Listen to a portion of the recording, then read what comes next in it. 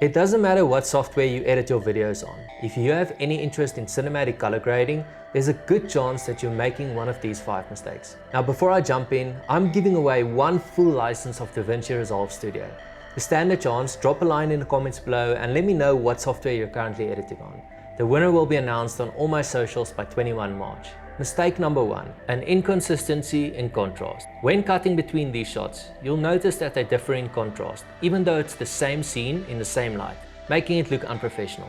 Mistakes like this happen when you eyeball the exposure without relying on the scopes. In this case, the waveform does a fantastic job indicating the areas of inconsistency.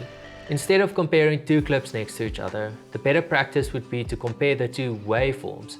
And when you look at them side by side, you can clearly see how the second shot needs to come down in the shadows.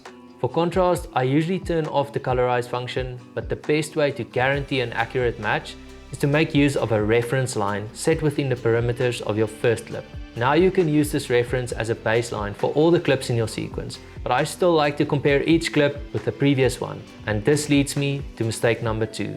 Some users are under the impression that when using the waveform, you just have to keep within the perimeters of your highlights at the top and shadows at the bottom. But this becomes an issue if you don't have true black or if your lows are supposed to be at a higher level.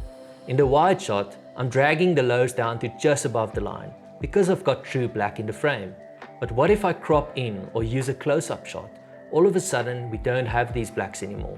The mistake would be to pull down the lows to just above the line, which if you zoom out, you'll see you're actually clipping the blacks. So obviously that will cause an inconsistency in exposure. Here you either have to match the relevant lows with each other or just leave some room for safety. Mistake number 3, flow of color.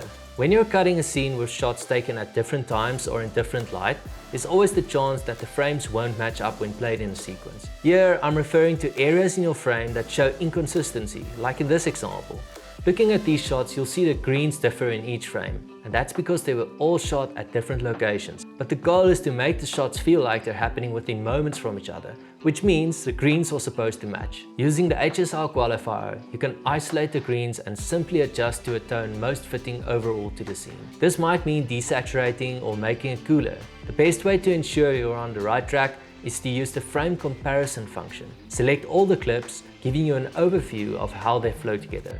Mistake number 4, incorrectly using LUTs. One of the biggest mistakes I see here is when users apply the LUT first and making adjustments to areas that clip because of the LUT conversion, which means you start to lose information. If you try to bring it back after the conversion, you'll see on the waveform that it flattens out, which means you're actually trying to bring something back that's not there. The right way would be to make the correction before the LUT conversion, and when you compare the two, you can clearly see the difference in the waveform.